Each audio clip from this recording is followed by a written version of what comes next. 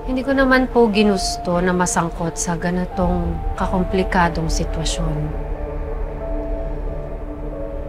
Ano pa po bang magagawa ko? Anak ako ng asawa niyo. At kapatid ako ng kaaway niyo.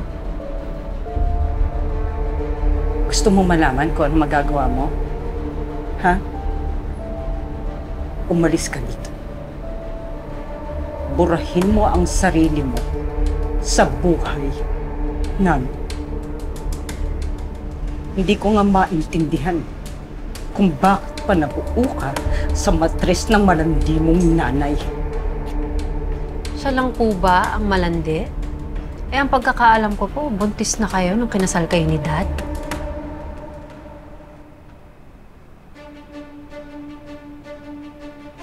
Paano mo alam yun?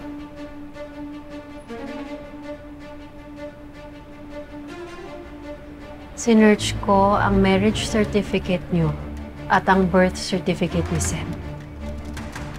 3 buwan lang pagkatapos niyong ikasal, nanganak ka na kay Seb. Marunong naman ako magbilang. Unless premature si Seb.